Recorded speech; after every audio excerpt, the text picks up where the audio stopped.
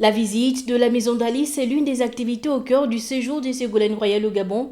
L'ancien ministre français à l'économie et président de l'association Désir d'avenir pour la planète a échangé avec la vice-présidente de la fondation Sylvia Bongo Ondimba sur les missions de cet espace dédié aux malades du cancer économiquement faibles et ne disposant pas de solutions d'accueil sur Libreville.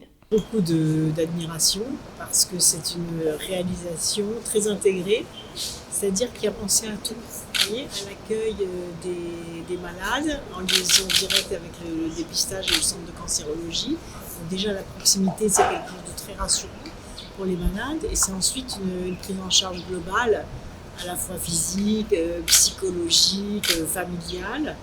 Et en particulier, ce qui est très touchant, c'est la prise en charge des enfants aussi, parce qu'on sait que pour les enfants, le dépistage du cancer est souvent très tardif, parce que quand son enfant est malade, on pense à tout sauf au cancer.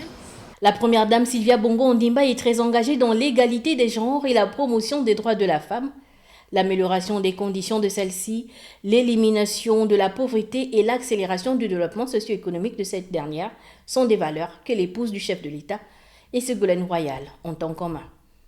Oui, tout à fait, elle est très engagée pour l'égalité à donner aux femmes. Ça commence par la prise en charge de la maladie, parce que souvent les femmes s'occupent des autres et ne pensent pas à elles. Donc souvent le dépistage même du cancer est beaucoup plus tardif pour les femmes. Alors, il y a des spécificités des cancers féminins qui attaquent en plus l'identité féminine, donc ça c'est très important. Elle mène aussi une action contre les violences faites aux femmes. Elle mène aussi une action, d'ailleurs on le voit ici, sur la réussite scolaire et universitaire des jeunes filles, parce que plusieurs jeunes filles ont eu des bourses par exemple de réussite pour aller dans les grandes écoles pour devenir ingénieurs, donc ça c'est très bien. Cette maison de vie accompagne les malades sur le chemin de la guérison. Une équipe de soins omniprésente se consacre jour et nuit aux pensionnaires de la maison d'Alice.